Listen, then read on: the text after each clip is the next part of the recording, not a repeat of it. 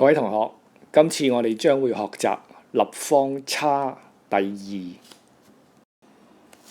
大家都記得立方差嘅恒等式就係 a 嘅三次方減 b 嘅三次方係等於括弧 a 減 b 乘以括弧 a 嘅平方加 ab 加 b 嘅平方。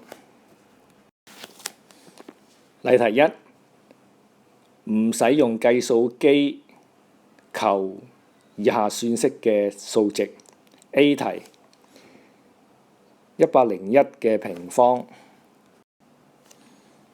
，101可以寫成100加1，所以佢個平方亦都係等於括弧100加1嘅平方。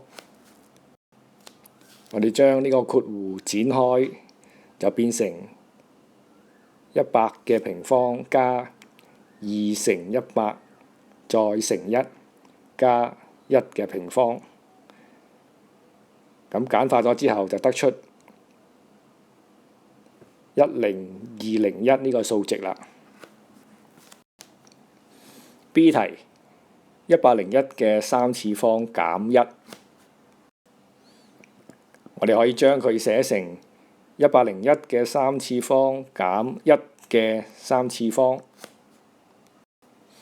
根據立方差恒等式 ，a 嘅三次方減 b 嘅三次方就可以寫成咁樣樣。咁然之後我哋代入 a 係等於101，b 係等於1。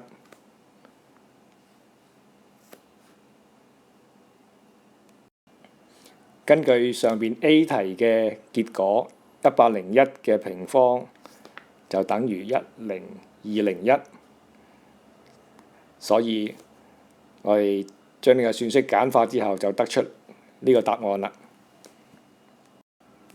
C 題1002嘅平方，我哋可以將佢寫成括弧1000加2整個嘅平方。將呢個平方展開，我哋可以得出1000嘅平方加2乘1000乘2加2嘅平方。經過簡化之後，我哋可以得出呢個數值。D 題1002嘅三次方減8，我哋可以將佢寫成1002嘅三次方減2嘅三次方。根據立方差恒等式，我哋有呢一個結果。如果我哋將1002當成係 A， 2係當成係 B， 咁我哋可以得出呢一個算式。1002減2就係等於1000啦。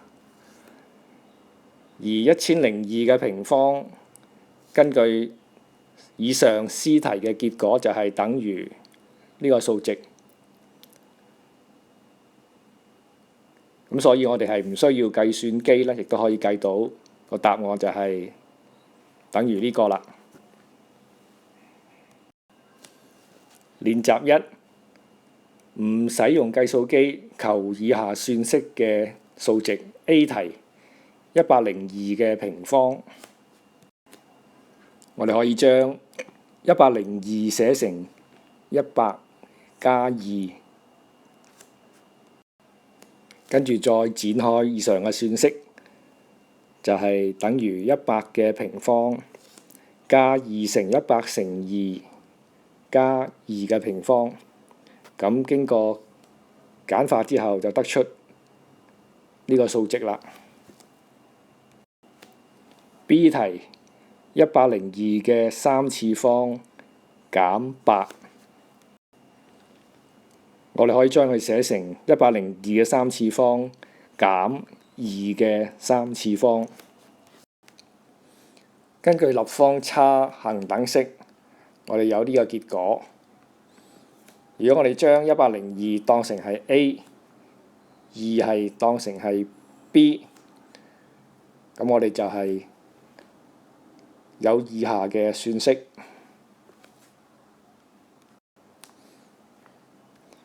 咁102嘅平方根據 A 題嘅結果就等於10404。咁經過簡化之後，我哋呢一題嘅答案就係呢個啦。C 題1003嘅平方，我哋可以將1003寫成1000加3，將呢個算式展開之後呢，我哋得出結果就係呢一個。D 題1003嘅3次方減27，我哋可以將佢寫成1003嘅3次方減3嘅3次方。根據立方差嘅恒等式，如果我哋將1003當為 A， 3當為 B， 咁我哋就得出以下嘅算式啦。而1003嘅平方根據以上 C 題嘅結果就係等於呢個。我哋代入之後，再經過簡化，就得出呢個答案啦。